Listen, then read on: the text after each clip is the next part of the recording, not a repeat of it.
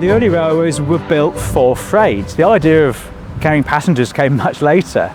And the reason is because it goes to the heart of rail's USP. And that's that rail has a really efficient way of moving heavy things for not a lot of energy. So you can move some really heavy things like coal or iron ore, steels and what have you, on two steel rails, and it doesn't require much energy. And of course that really mattered in steam days when locomotives weren't very powerful. So it was a natural fit. And of course over the next 200 years that's developed to what we have today with trains that are well over 750 metres long. We have our heaviest aggregate trains are over 4,000 tonnes being hauled by a single locomotive. That's over 140 lorries worth of produce just on one train. And that's why rail has such a great environmental and energy benefits. Rail freight has really transformed itself from the model that many of us would think of in terms of the coals and what have you, which is no longer a part of our economy. But the thing that many people will resonate is that most station car parks were originally goods yards because every station had a goods yard. In fact, it was only in the 1960s that passenger revenue became bigger factor for the railway than freight income. The railway was built for freight. Now, of course, what happened really after the First World War and certainly after the Second World War was that there were lots of lorries commercially available.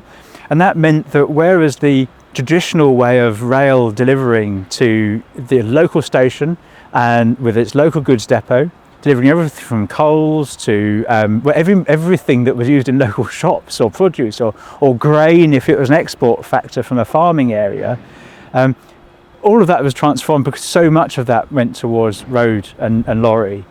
And really the saviour perhaps of rail freight in some respects was really the Beeching ideas of creating what he called block trains.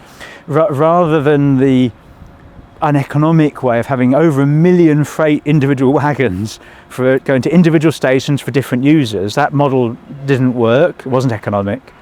But the idea of a block train where you run a whole trainload of the same produce from Felixstowe to Doncaster with individual customers in each container, that really came from that Beeching era.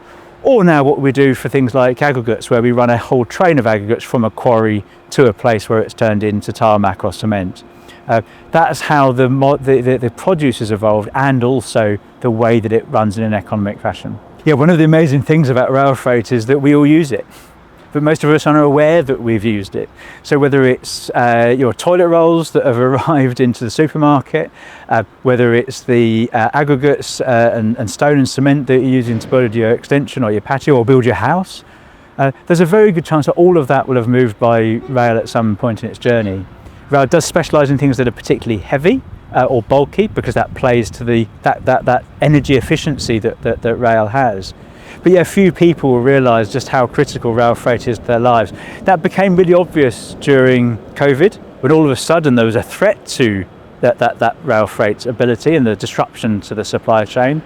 And of course, there's a real focus to make sure that some of our power stations are fed with biomass, because if the biomass doesn't get to the power station, a huge proportion of the country's power supply is in jeopardy straight away. So rail freight is present in all of our lives, but most of the time when it's working well, you'd never know it.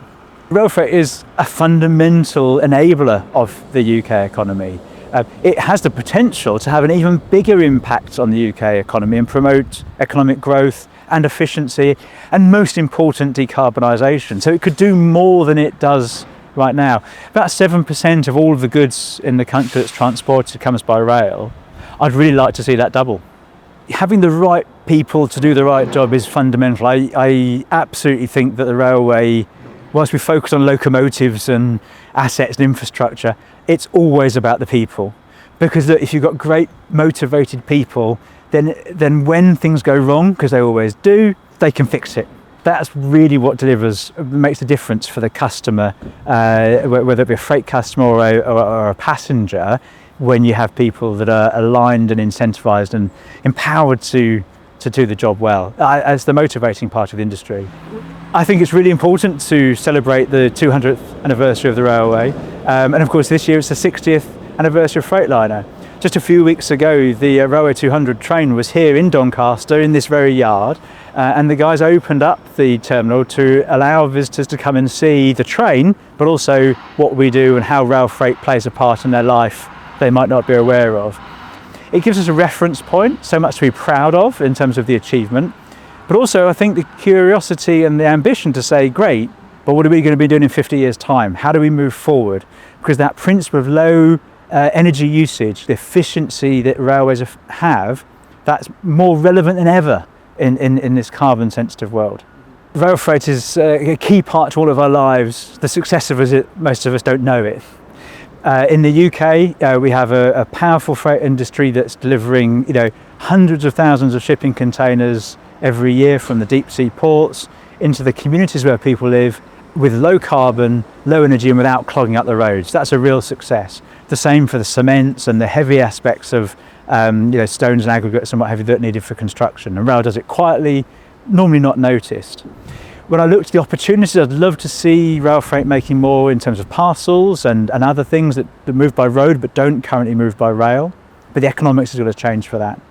And this is something which I think when I look at our businesses in Europe, I can see where there's further potential to expand what rail freight does. There's no doubt that whether we're running longer trains, faster trains, or as my colleagues in America do, double stack trains that are 2 miles long, wow, there's all sorts of opportunities, albeit the size of the UK makes some of those a bit challenging. But nevertheless, it does show what's achievable.